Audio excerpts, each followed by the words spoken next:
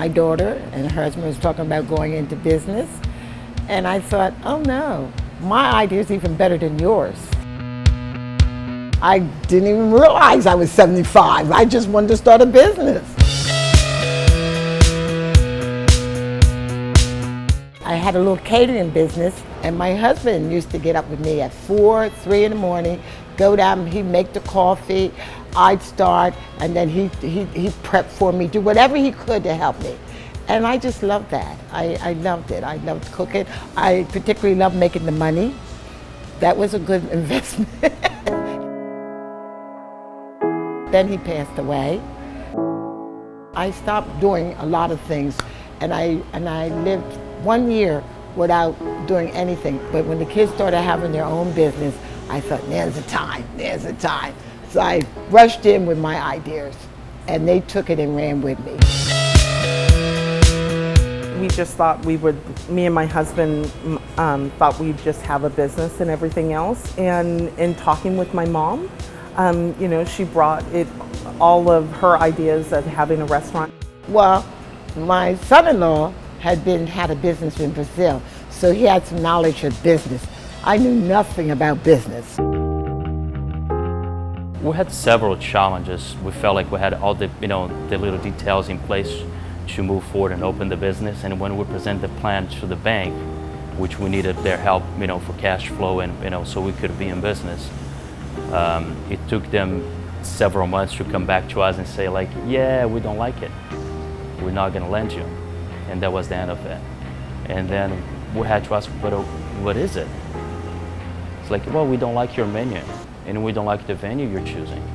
The following week, we had a meeting with the SBDC, and we brought over to Karie. It's like, Karie, this is where we're at. What do we do? Restaurants can be very dicey, they're very risky, and banks are very risk adverse, right? It's not enough to have great recipes. It was our job to make sure that one, they had a really, really strong plan. And not just words on paper, but projections to back that up so that they could see when the profit was going to start to hit. I think the first time when they went forward looking for funding down in South County, the psychographic didn't match the eclectic feel of here, because in that particular pocket, those folks there are very brand conscious. They stick with national brands, they stick with a known entity. And Karie kind of, it's like, you know, stay put. It will come to you guys. You guys will be in business fairly shortly.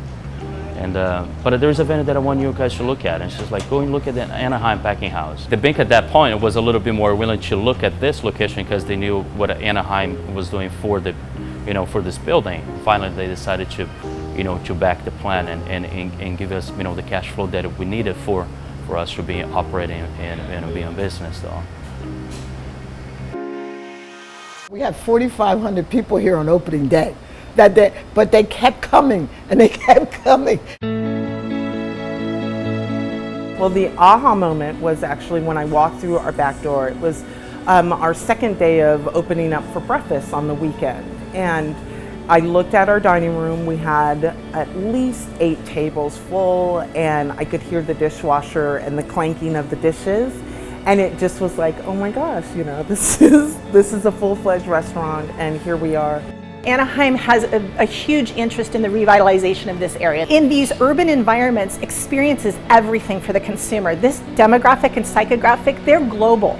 They want to consume and have experiences and taste a little bit of everything in the world. So coming into a place like this where there's lots of choices gives a restaurant like George's a great footprint to really start, you know, developing their brand and develop their following. Oh my gosh, I couldn't be more proud of this group. If I could clone them as clients, I would do it over and over and over again. Oh, I think of my husband. I think how proud he would be. I really think of George.